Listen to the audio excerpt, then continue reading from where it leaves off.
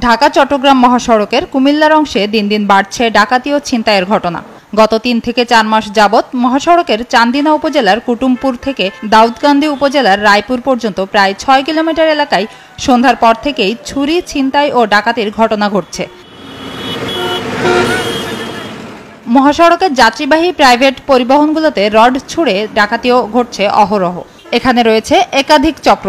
স্থানীয় চোর, ডাকাত ও ছিনতাইকারীদের যোগসাজশে আন্তজেলা ডাকাত দল চক্র সক্রিয় রয়েছে।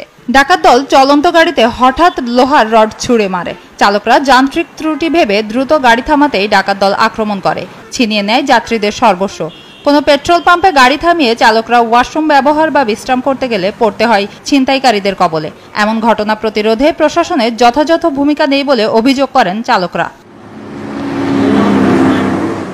তারা আরও জানায়, ঢাকা চট্টগ্রাম মহাসড়কে প্রতিনিয়ত রাতের আধারে যাত্রীবাহী মাইক্রোবাস ও প্রাইভেট কারে হামলা, চালকদেরকে গুম করে ফেলা ও নৃশংসভাবে হত্যা, গাড়িতে ডাকাতি, ছিনতাই এবং বিদেশ থেকে আসা রেমিটেন্স যোদ্ধাদের গাড়িতে টার্গেট করে ডাকাতির ঘটনা ঘটছে।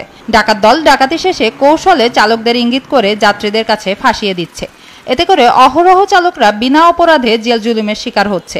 এই ধরনের হয়রানি থেকে মুক্তির জন্য মহাসড়কে নিরাপত্তা চান চালক ও মালিকরা। আমাদের গাড়িগুলা যেভাবে ডাকাতরা উৎপাত থাকে, মেঘনার পরের থেকে আপনি এলিটগুঞ্জে গুমতা টার্নিংয়ে অহরহর ঘটনা হচ্ছে। তারা রড মারে, গাড়িতে রড মারলে ড্রাইভারে বোঝে না, দাঁড়ায় দেখা, দাঁড়ায় গেলে গাড়ির গ্লাস ভাঙ্গা, গাড়ির মালামাল মানুষের ড্রাইভারকে আঘাত করে মালামালগুলো নিয়ে দা। বিশেষ করে গুমতা টার্নিং, দিংলা তুলি, ওইদিকে হলো মেঘনার থেকে ববেরসর, ওই সাইডটাতে অহরহর অনবরত ঘটনা হচ্ছে।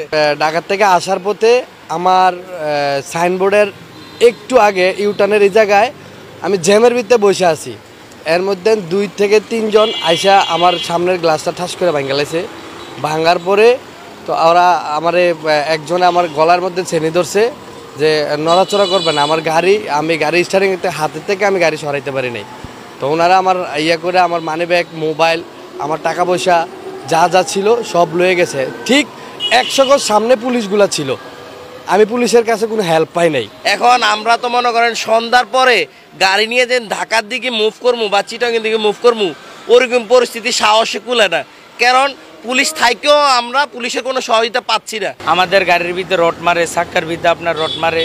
আমাদের মনে করেন আপনার অনেক ক্ষয়ক্ষতি। আমরা বিদেশি যাত্রী নিয়ে আসি, যাত্রী নিয়ে আসার সময় যাত্রীদেরকে আমাদেরকে ধইরা ব্ল্যাকমেল করে এক ধরনের। আমাদের মোবাইল নিয়ে যা, ডিম মারে গ্লাসের রূপে। যাত্রীরা যে মালামাল আনে তারা হচ্ছে রেমিটেন্স যোদ্ধা। তারা যদি ওই দেশের থেকে এই দেশে টাকা না পাঠায়, আমাদের দেশ অচল। তারা আমাদের দেশে আসে, তারা বাড়ির সবার সাথে একসাথে একটু আনন্দ সময় কাটাবে, কিন্তু তারা এটা করতে পারতেছে না। কারণ তাদের ডাকাতদের কবলে তাদেরকে পড়তে হইতেছে। এটা প্রশাসন কোনো পদক্ষেপ নেয় না। গ্লাস খোলার কারণে সব হাতে লয়ে যেতে লইছিল। পরে লাঠি আসছিল, একটা লাঠি দিয়ে বাড়ি দেওয়াতে তার কানের গোড়া বেড়ে বসে পড়াতে যা যে কোনো রকম বাচ্চা। আর যে আমরা হয়রানির শিকার, রাস্তা ভুক্ত। আগে দিনে রাত্রে বা দিনে ভাড়া মারতাম 2টা, এখন ভাড়া মারতো 1টা। কেন? তো এই অবস্থায় আমরা যদি একবার ড্রাইভাররা যদি ঐক্য হইয়া গাড়ি চালানো বন্ধ করে দেয়, দেশের পরিস্থিতিটা কী হবে? দেশের পরিস্থিতি একমাত্র ড্রাইভারদের উপর চলে।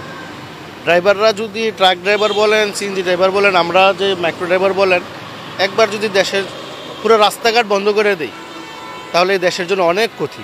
কুমিল্লা জর্জ কোর্টের আইনজীবী বলেন, এ সকল ঘটনা প্রমাণ করে আইন শৃঙ্খলার অবনতি হচ্ছে। আইন শৃঙ্খলা বাহিনীকে আরও সক্রিয় ভূমিকা পালন করতে হবে। এই ধরনের অপতৎপরতা রোধ করার জন্য আমাদের যে ল অ্যান্ড এনফোর্সমেন্ট এজেন্সি আছে, র্যাব, পুলিশ, বিজিবি, র্যাব সহ অন্যান্য যে বাহিনীগুলো আছে, সেই বাহিনীগুলোকে সক্রিয় ভূমিকা পালন করার জন্য আমি উদাত্ত আহ্বান জানাচ্ছি।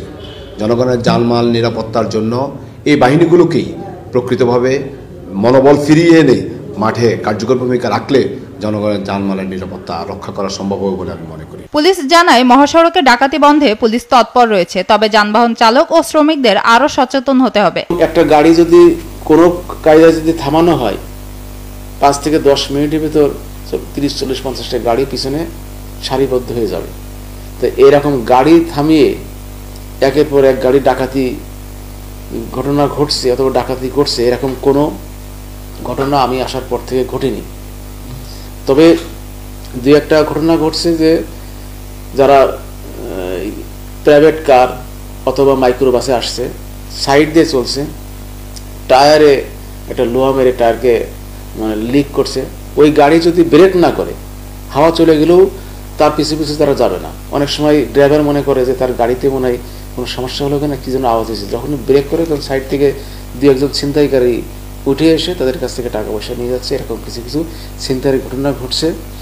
এ ব্যাপারে আমি চট্টগ্রাম জেলা, ফেনী জেলা, কুমিল্লা জেলা, এই জেলায় ঢাকা চট্টগ্রাম মহাসড়কের মূল প্রাণ জেলা পুলিশ সুপারের সাথে আমি মিটিং করেছি, কথাবার্তা বলেছি।